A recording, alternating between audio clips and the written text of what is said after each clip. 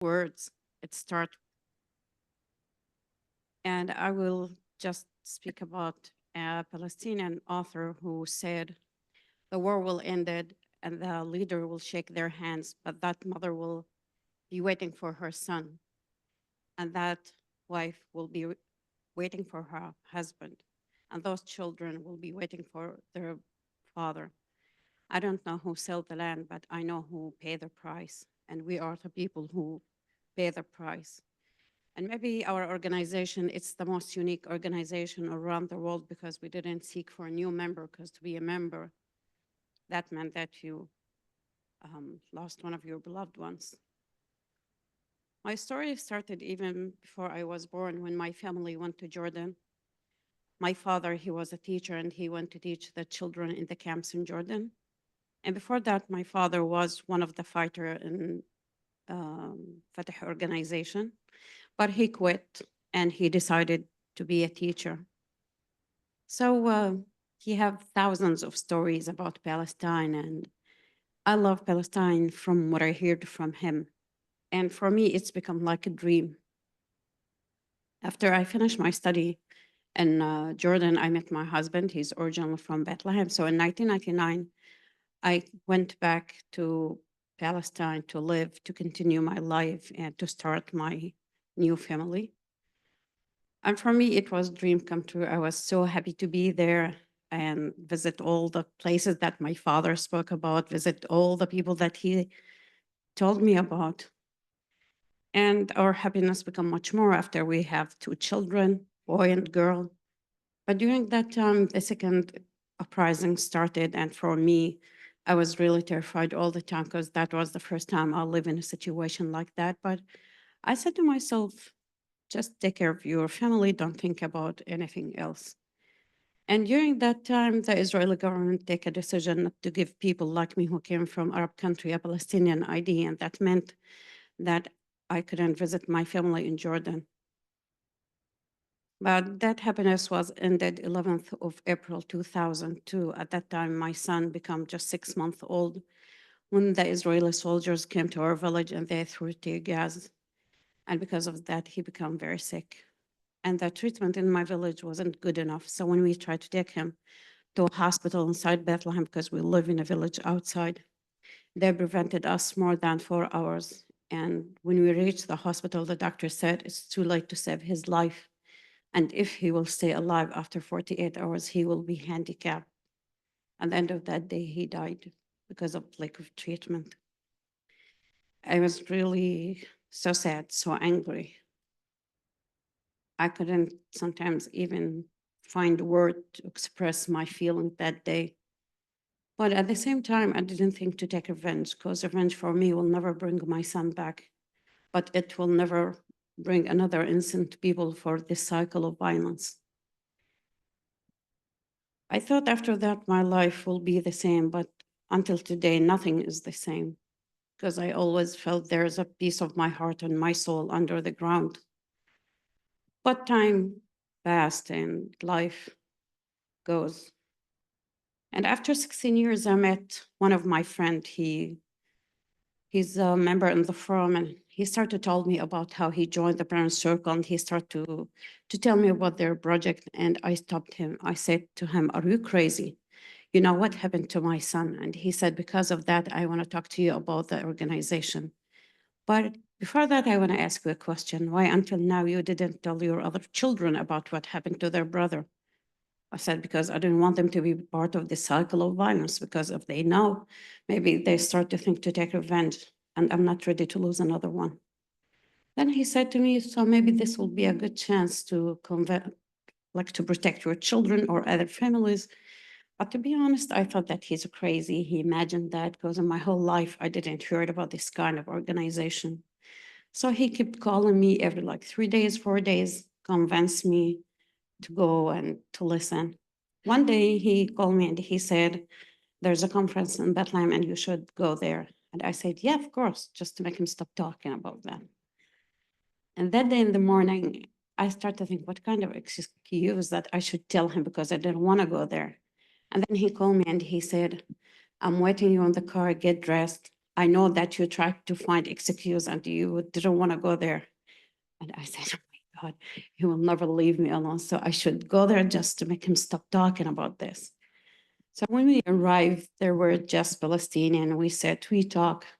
5 minutes later, when the Israelis started to enter that room, I felt there's something aching in my chest. I didn't want to be with them in the same room. And I tried to leave. And then he started to convince me just to sit and listen. Since we were arguing about that, I saw something amazed me when I saw the Palestinian and the Israel laugh with each other, hug each other like a family member, not just as a friend. And I said, oh my God, how could they do that? And then I decided just to sit to listen to them because I want to know what's the thing that make them so close to each other like that. So to hear the Palestinian stories, that was something normal for me because I know most of those stories. But to listen to the Israelis, that was the first time I listened to this kind of stories. And for the first time, I felt we share the same pain, we share the same tears, even if we had different circumstances, but we're still human. And nothing worse than losing a child or a family member, and no one could understand that pain unless someone be in the same situation. So from that day, I decided to participate one of the project to learn much more about the Israel, because as a Palestinian, I just met soldiers or settlers, but to meet people like Robbie, I didn't have any chance to do that. So the first meeting, they asked us to spoke about something happened during the conflict affect our life. And that was the first time I spoke about my son. Even between me and my husband, we didn't spoke about him since his death. We thought that that kind of maybe protection for our other children. And I couldn't complete the story even after 16 years. That was so hard for me. It was like to open the wound again, bring the memories back, the pain, the anger. And then an Israeli woman came forward and she started to apologize. And she said to me, yeah, I didn't hurt you.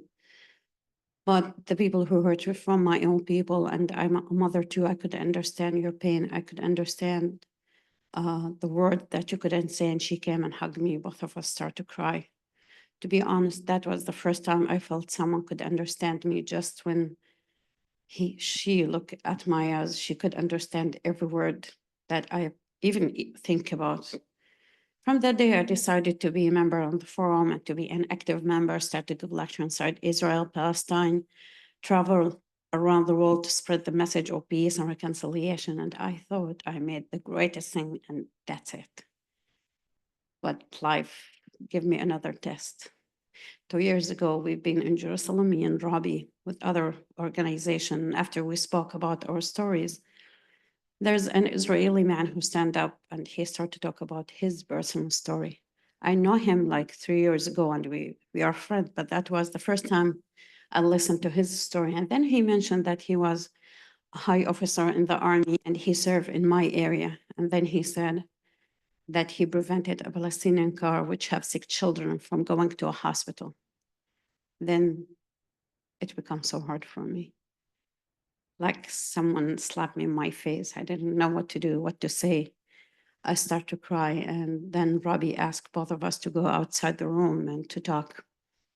And then he said, I know this is hard for you, but I need to tell you that. And then he mentioned after time that his son becomes sick. And when he tried to take him to a hospital, the guard stopped him because he want to ask him a few questions.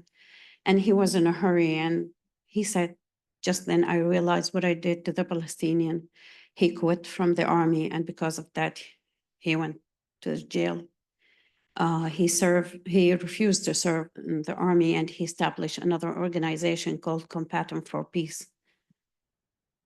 Then I look at him and I said, look, Chen, this is so hard for me to listen to you, but I want to thank you because you tell me that part of your story.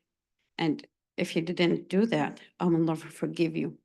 But because you've been so honest and have that courage to speak in front of me, I will forgive you. And then I realized this is the real reconciliation. It's so easy to speak about love, peace, reconciliation, but sometimes we ask ourselves if we really meant every word we say or we meant everything we did. And that day I realized I did the right decision. And that even gave me power and courage to continue even in these dark times that we have now, since the 7th of October until today. Many people care about what happened in Gaza and in Israel. I know this is so important, but there's a part no one understand what happened in, which is the West Bank. Since the 7th of October until today, we're still under closure. All the people who work inside Israel, they lost their jobs. All the children couldn't go to their school. My children, for a whole year, they couldn't do that. And if they could do that, they just went for one day. We haven't shelters. In my village, which called Area C, there's 7 or 10 rockets fell down in my village, and we didn't know if it's from Hamas or from the Iron Dome, because this kind of rocket will never recognize if you are a Palestinian or if you are Israeli. The other problem that the settlers attack the Palestinian every day, and the Israeli army encouraged them most of the time. They burn the houses, they burn the car, they attack the Palestinian at the street. But we couldn't lost the hope, even in these hard times. These times that we should stand much more and do much more effort to try to change something if we could, because we believe that every soul is so precious and God created us to love and to live, not to kill each other. Thank you so much.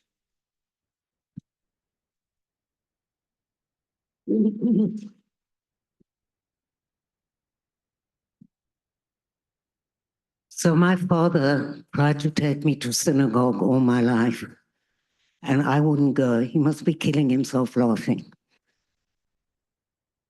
Thank you so much.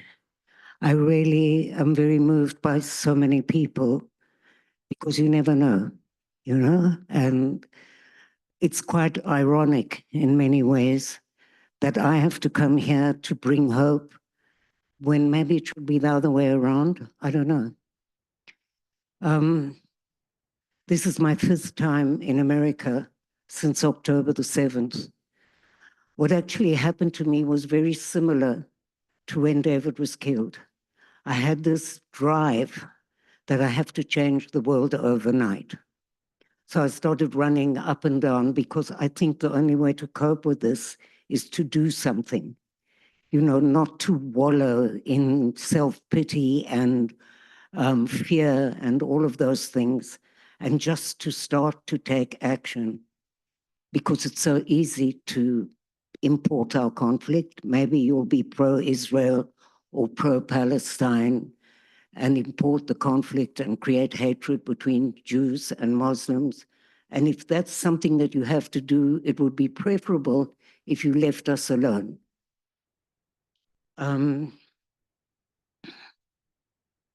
When the army came to tell me that David, my son, had been killed by a Palestinian sniper, one of the first things that I said, and I actually didn't know that I said this, is you can't kill anybody in the name of my child. That in a way was very prophetic about what I was going to do with the rest of my life. I had a PR office, and I had National Geographic and the History Channel and Tiffany's and books and music and alcohol, lots of alcohol. And, that was the priority.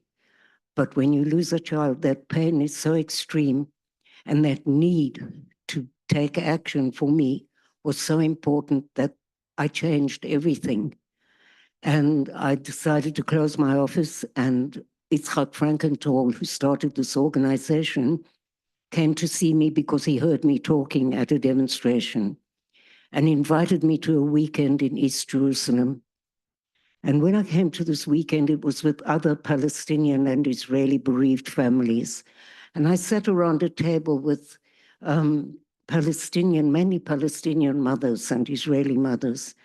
And I looked into their eyes, and I realized that we shared the same pain, but I also realized something else, that together we could be such a force for change if we would stand on the same stage and talk in the same voice to end the occupation, for reconciliation and non-violence. So I started to travel all over the world together with a Palestinian partner, thinking I was really very important. I could speak English, I mean, after all, you know. And of course, you Americans think I'm British, which is hilarious, because the British think my accent is appalling because it's South African. And I think I was really pleased with myself. I went to Congress, I went to the House of Lords, I went all over, everywhere, hip-hop concerts, anywhere that anybody would invite us, I was willing to go, because this message is not local. You need to know that this message is an international message which is needed worldwide today. The polarization is extreme everywhere. It's not only Israel, Palestine, Orthodox, non-Jews, whatever. So, yeah, I was pleased with myself. And then I came home and I was sitting next to my computer and there was a knock on the door. And I went to the door and there were 3 soldiers. And when they're 3 soldiers, it only means one thing. So I kept slamming the door in their face and they kept knocking. I thought, I can't lose another child. I'll just die together with my child.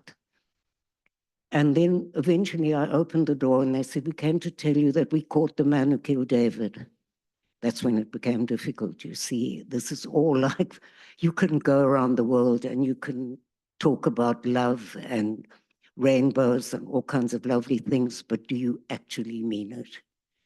And that was a long time not sleeping. If somebody in this audience has a problem of not sleeping, come to me afterwards, I can give you advice. Because one of the things that you should do really is to buy a book, the most boring book you can find. Like I had The Philosophy of Wagner's Music in German, okay, in a language that you don't really, not very familiar with. After 3 pages, you'll be out. So I wrote a letter to the family of the sniper.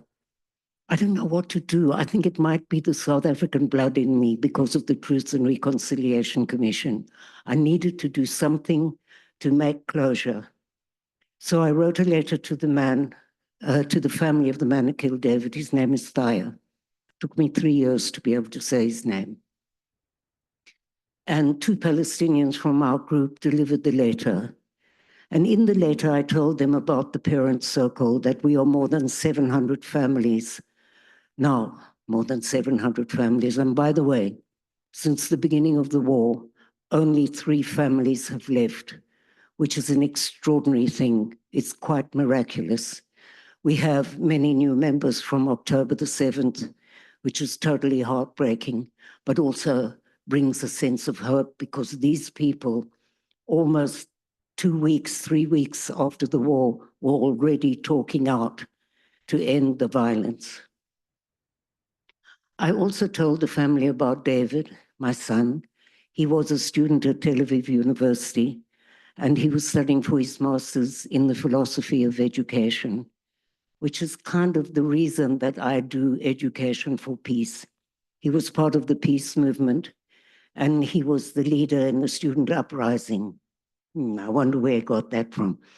And he was a lovely kid, and he loved whiskey just like his mother. And there isn't a day that goes by that you forget.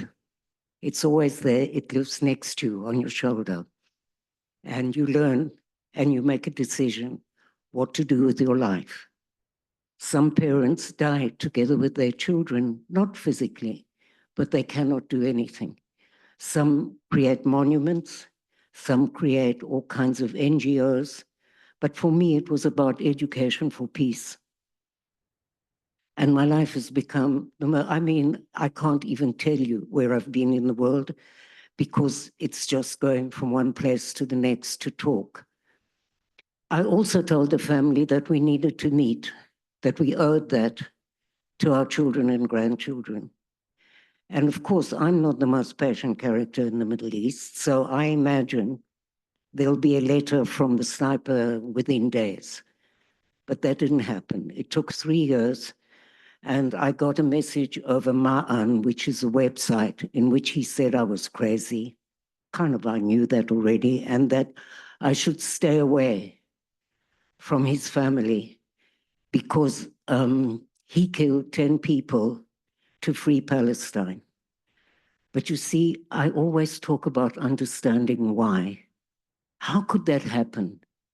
How could a kid in Gaza get to the stage where he could, on the 7th of October, commit the acts that he did? How? So what happened? The parents told us that when Thaya was a little boy, he saw his uncle violently killed by the Israeli army. And then when he was in the second intifada, in the uprising, he lost 2 further uncles. So he went on a path of revenge, it's very clear. And that was, for me, a pivotal point. It was kind of giving up being a victim. I hope nobody will be a victim of anybody here, because that ends you. You know, they may never say sorry. You have to get at peace with yourself. And so I went back to South Africa. We made a film. It's called One Day After Peace. And actually, it's so relevant today because it was the time when Gilad Shalit was a prisoner in Gaza.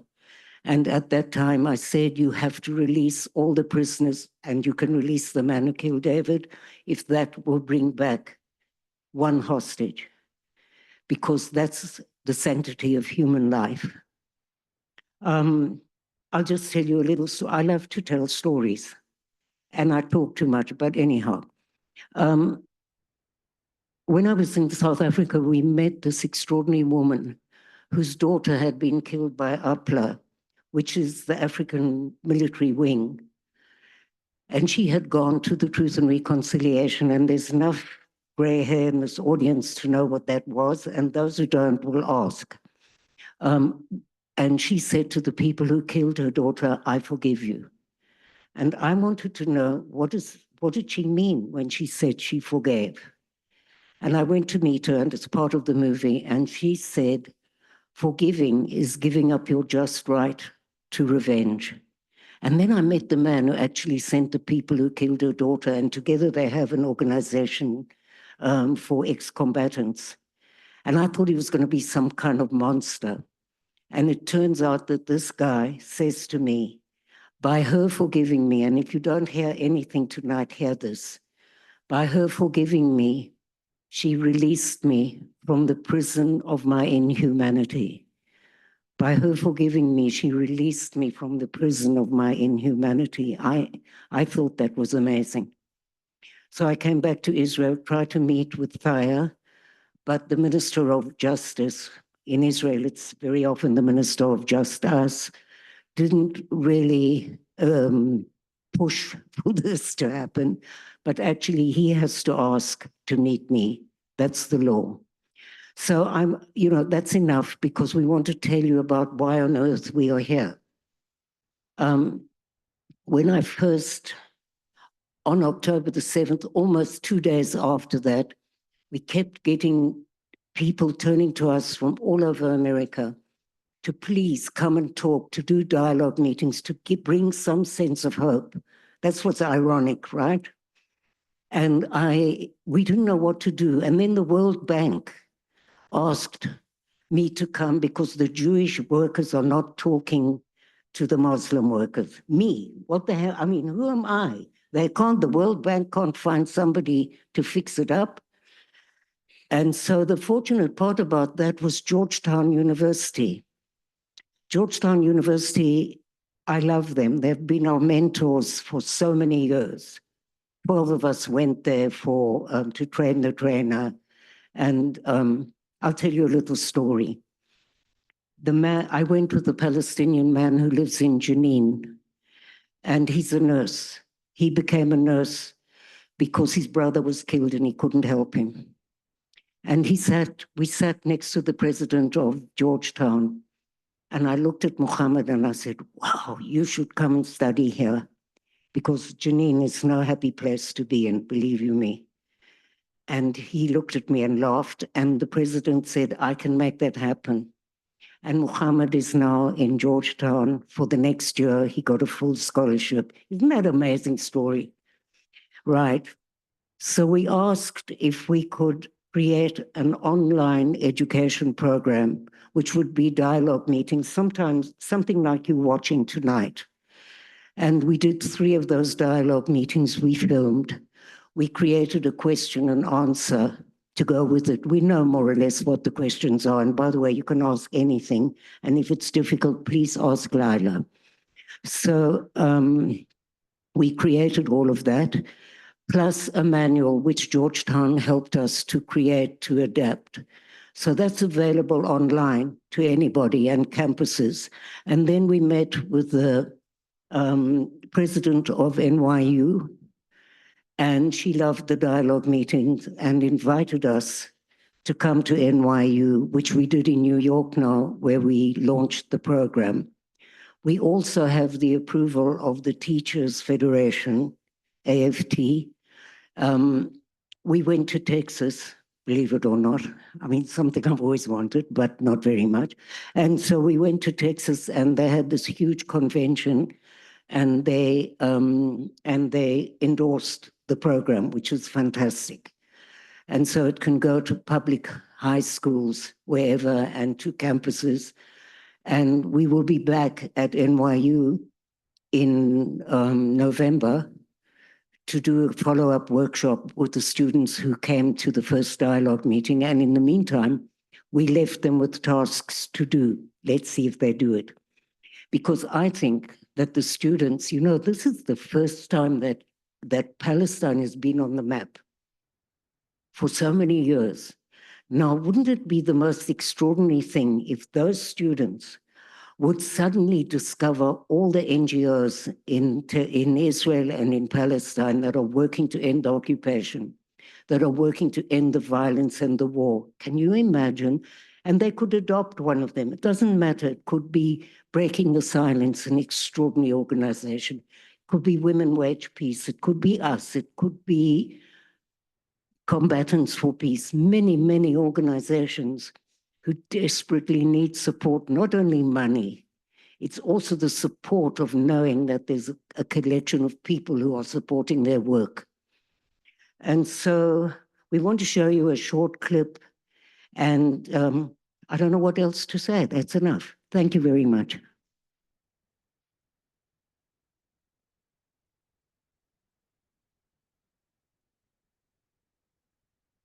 We are going to set up the clip in a moment. And during this time, if you have any questions, write them on the papers. And I see Lior and Andy passing around to collect those questions. And I think during the clip, I'm going to ask you to move to the side so people can sit.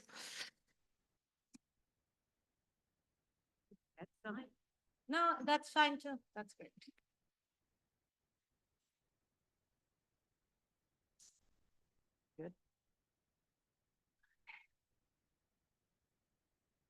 Yeah, well, put it. No, you can stay whatever you want, please.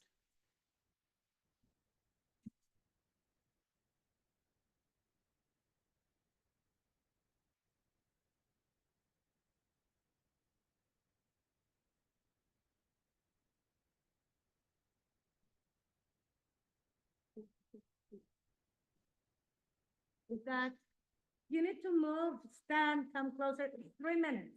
It's only 3 minutes. So.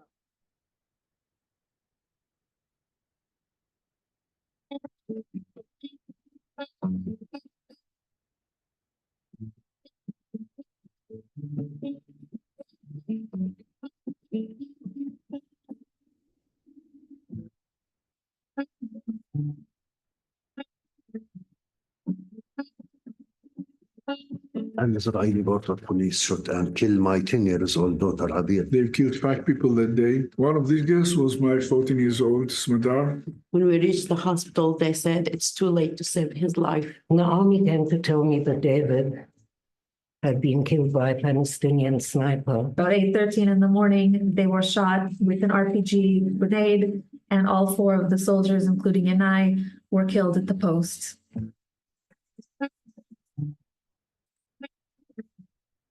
I heard the stories of the Israeli and how they lost their beloved ones. That was the first time I looked at them as a human like me. If we can call each other brother, anyone can.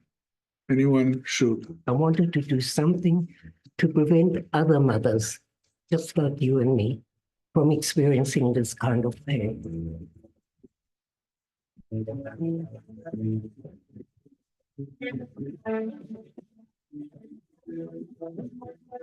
If you want to make peace with your enemy, you need to work with your enemy. Then your enemy become your partner. I'm here and I'm in terrible pain at the loss of my son, but I also see your pain.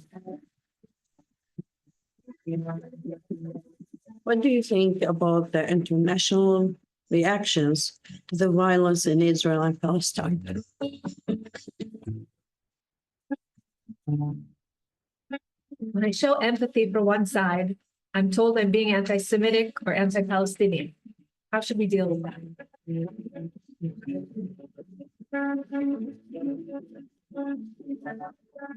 The work you are doing actually has an impact.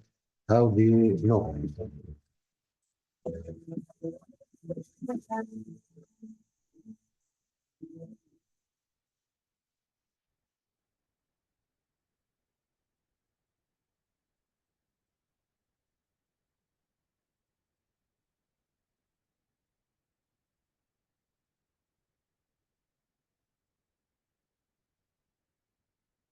So thank you. And now we're going to do Q&As. So if you have more questions, please pass them to Lior, Andy. And if on Zoom you have a question, you can put it in chat and Rav Tiferet, who's managing the Zoom, will pass also the questions. So we'll have an opportunity to do this now. So I'll just start with one question. How might Parents Circle influence Palestinian and Israeli leaders to pursue peace? How might Parents Circle influence Palestinian and Israeli leaders to pursue peace? Would you like to take that? We are not a political organization. We are not affiliated to any political party. It wouldn't make any sense, would it? So anybody that deals with peace is by definition political. Any more? I have more questions. No, I mean about that. You want to say more? No. Laila, you want to say anything about that? For me, I hate politics. I hate politicians. You hate politicians. And we believe in the Parent Circle that what we are doing is so important because we work for reconciliation. And for us, this is so much more important because when our leaders find time to agree to make peace, people will be ready to accept that because like Oslo Agreement, when they tried to do it, like one day in the morning, we woke up and they started to talk about peace. No one was ready to accept that. And because of that, it was failed. And now we believe that this is the thing that we could do on the ground because we are the people who suffer daily from this conflict. We should do something until our leaders have that wisdom to do peace. I think it's important to know what the vision is of this organization. It's really to create a framework for a reconciliation process to be an integral part of any future political agreement. We've signed stuff on the White House lawn, haven't we? But the people were never prepared for that. So the work that we do on the ground, we're not a therapy group, right? The work that we do on the ground is for the general public to try to bring to them a message that it's possible to reconcile. One of the projects that we do is called History Through the Human Eye. It's a kind of, I think I'll tell you about this because it's a project that is almost a flagship of the Parent Circle, but it can also be used in other places. In Ireland, I was in Sri Lanka, they can do it there. What it is a narrative project. And it started with the parent circle. 170 of us went on a whole journey because we had an innate trust of each other because of the sympathy. But we didn't necessarily agree with the other's narrative. And so this was an experience of, for instance, going to Yad Vashem together to the Holocaust Museum. The Holocaust Museum was pretty shocked to get 70 Palestinians to come. It was an extraordinary experience, I can tell you that now. And then we went to a Palestinian village which existed before 1948. And I remember one of the mothers who came from that village, she's a member of the parent circle, was standing there, and she looked down and she said, "This is the water that I drew out of this well when I was a child." So it was so, it was the kind of idea where you began to understand why she's walking around with keys around her neck to a door that's never going to open. And then we had lectures by a Palestinian historian and an Israeli historian. And it's all about the milestones of our history. So it would be 48, 67, 73, God knows how many wars. I seem to be 100 years old with all these wars that I've lived through. And that was extraordinary because it's like a complete different story from each side. That's the parallel narrative. But can you listen to that with empathy? And that's actually the whole essence of this program. We have something like 2,000 alumni from the project. And of course, at the moment, it's very difficult. We can do it on Zoom and Gloom, but it's not the same because you have to have that physical meeting together to be able to do this. We have a wonderful women's group. We had a meeting with 2 women who had, their parents were burned to death, Mayan and Mo Inon. And their house was completely burnt.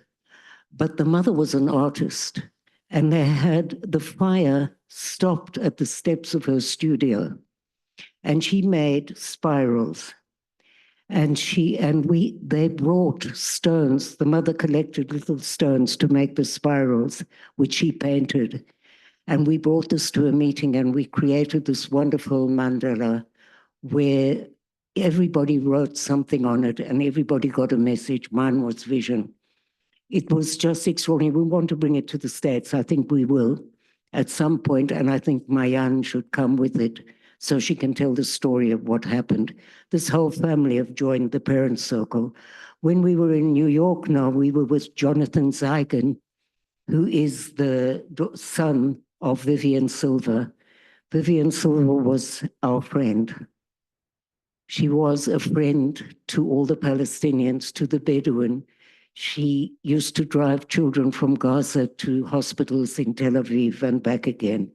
She started Women Wage Peace. I mean, of all people to burn to death, Vivian Silver was not the right person. But the extraordinary thing is that in Gaza now, since the war, there is a human rights organization which have a big sign which says Vivian Silver. That's extraordinary. And I could tell you stories till tomorrow morning because that's who I am. So I'll just take another question. I have a question for you, Laila. How are you talking to your children about what happened and what is their response? First of all, it was so hard for me to tell my children because it's easy sometimes to talk to other people about your life, about your personal thing. But when you try to deal with your closest people, sometimes it's so hard, especially when they are so young and some of them still children. So we have a Memorial Day every year. It's a day that we try to send a message to everyone around the world. If we are the people who lost their beloved ones, could stand side by side and put our effort together to make a change, everything could be possible. So on that day, we have 4 speakers, 2 Palestinian, 2 Israeli, and I was one of those speakers. So when I went back home, I was really terrified because I didn't know how her reaction will be. So when I opened the door, all of them came forward and I was really terrified. Then she said to me, just now I understand why you are doing this. And I'm so proud of you. Because before that, she many times asked me to leave the organization. And she said to me, how could you do that for my brother? How could you stay with them? But in that day, when she said that, that was the most important point in the whole trip for me. Because if my children could understand what I'm doing, that will be easier. So then it's become easier for me to explain everything for them. And they've been ready to accept that. And by the way, my oldest daughter now, she become member on the forum. She become part of women group, and she went to one of those courses to learn how to make cakes. And when I travel, she becomes so happy because she will destroy the kitchen with her father, make all kind of sweets that she wants. Thank you. How will the forum reach out to people or is reaching out to people who lost members of their family since October 7th?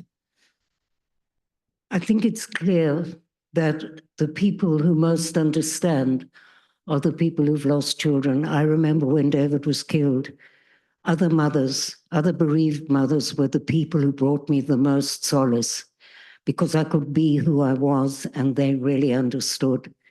And so this is a big task that we have ahead of us now, is to go and to talk. And it doesn't matter if they join. It's like to tell their stories, because storytelling is the basis of our work. That's what makes the emotional breakthrough. And I can tell you that when the Palestinian mothers first come to the parent circle, they tell their story, but it's very graphic. Where the blood was, how much bullets there were, where the gun was, where it was exactly. The more you get, you can tell the story, at some point, they start to talk about the person that died. And that's the next step in healing. So when Lila and I, or anybody from our group, and by the way, we're just two people who belong, we could have so many people in this room telling you these extraordinary stories of transformation, of how they gave up hatred and wanting revenge and suddenly discovered to protect their children, it would be better to be a part of this organization. So that's it. This one? Okay, now. Someone to ask two questions that have some commonality into them so you can come. So the first part is, how do you persuade those people who strongly align with one group and oppose the other to at least listen to the ideas for a peaceful solution? And connected to that, we know that your organization has been in the camp of calling for the end of this war and for a ceasefire for many, many months now. And we know that the American Jewish establishment, the mainstream Jewish community, has been not very much in that camp and been more supportive of this ongoing war. So how do we get them to move and understand that actually ending this war is good for all of us? You do the first part, I'll do the second. I forget the first one. Sorry. How do you persuade those people who strongly align with one group and oppose with the other to at least listen to them? How do you get them to listen to you? Oh, okay. First of all, we know that every person in that area is so angry and so sad. And when I try to talk to them, I always remember myself, I was there one day. So I should listen to them carefully and try to understand where these come from. First of all, like when this war started, one of my relatives said to me, is this the beast that you are talking about? You are arbitrator. And she called me that we make normalization. And I said to her, I want to ask you a question. Your father worked inside Israel. And she said, yes. I said, how his relationship with the people that he worked with? And she said, they are so friend from many, many years and they love each other and they have a good relationship together. I said to her, is this normalization? She said, of course not.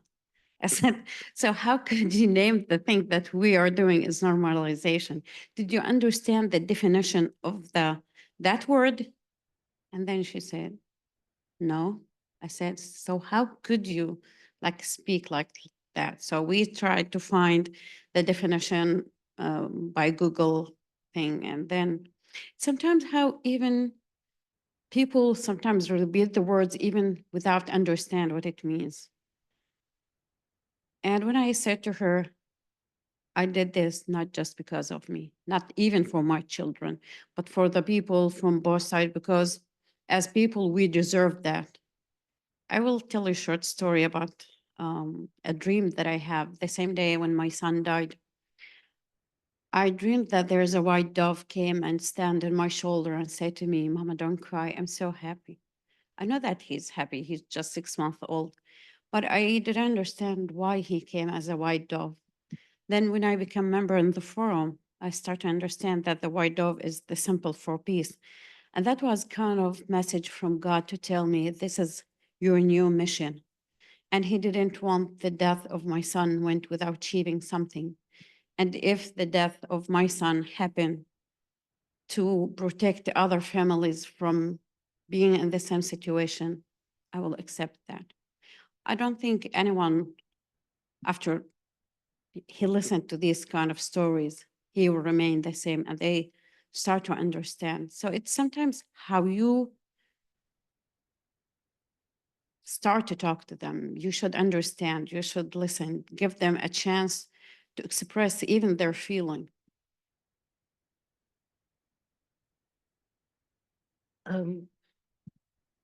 I think I said right in the beginning, it's about understanding. It's about understanding why. Why are the Israeli men so angry now?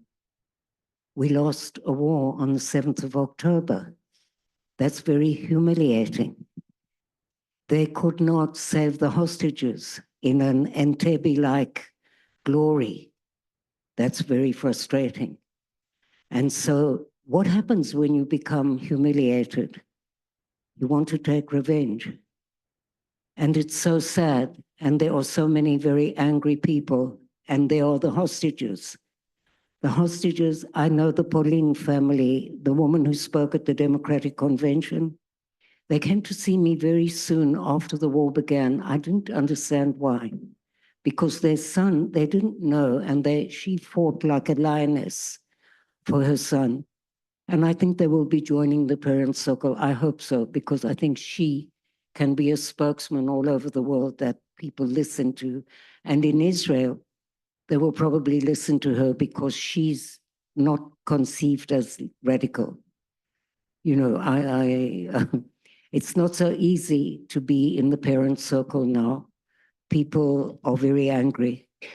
And I can tell you that when I wrote an op-ed about how they should free this man who killed David, if it'll bring back one person, the talkbacks were absolutely terrifying. You know, but what happens when you lose a child? You also lose fear.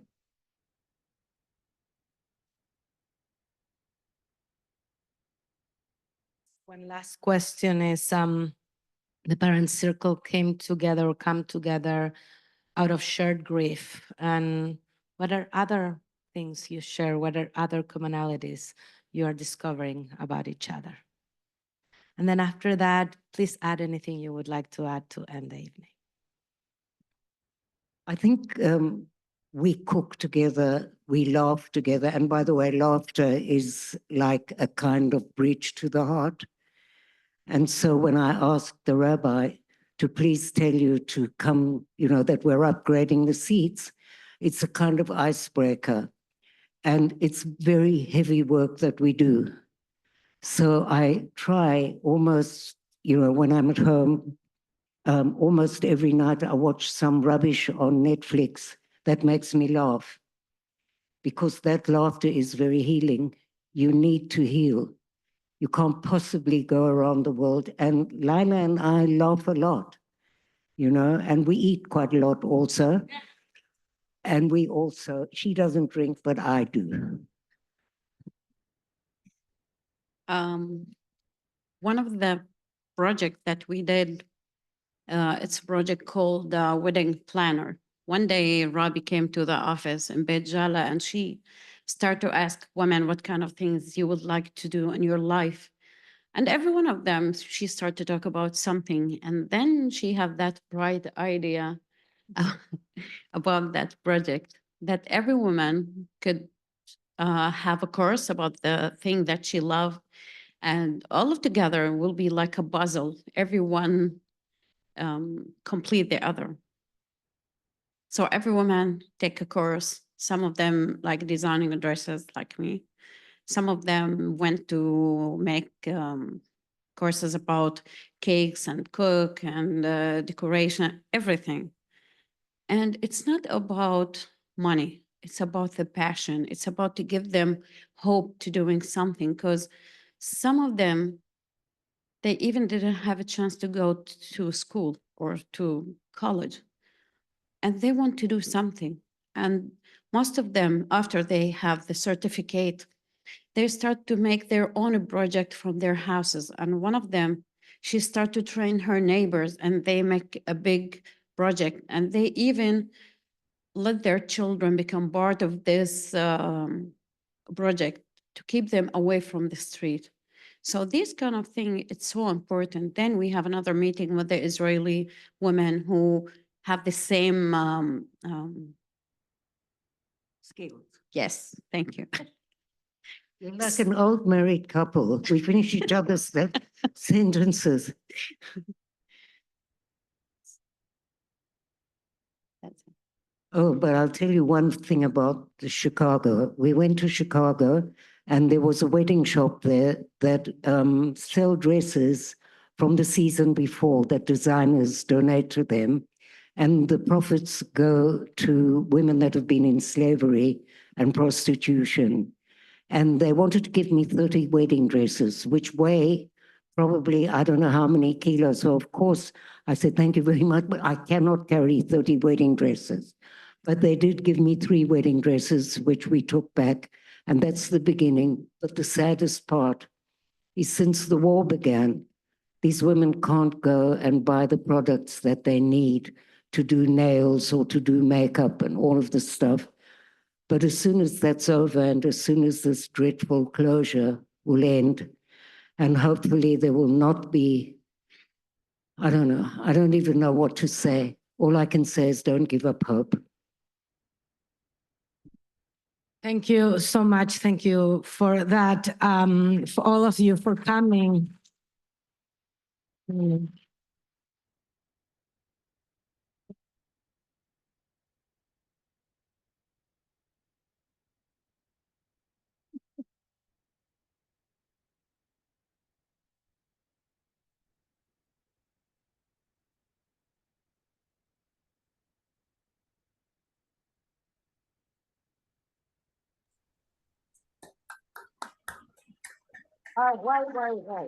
I want to say to end, you just said, don't give up hope. And I've been thinking a lot. I've been working on my high holiday sermons, and that's where I am going. And I'm thinking, and those who will be here, sorry, I'm giving you a little about David Grossman, who is part of, David Grossman, of part of the Parent Circle, who said, hope is not a noun, hope is a verb. And it's about a practice, and you are teaching us the practice of hope. So thank you for that. Please make sure to take materials to support the organization and to spread the hope, spread the love, spread the message of tonight. Thank you for being here, Laila Tov.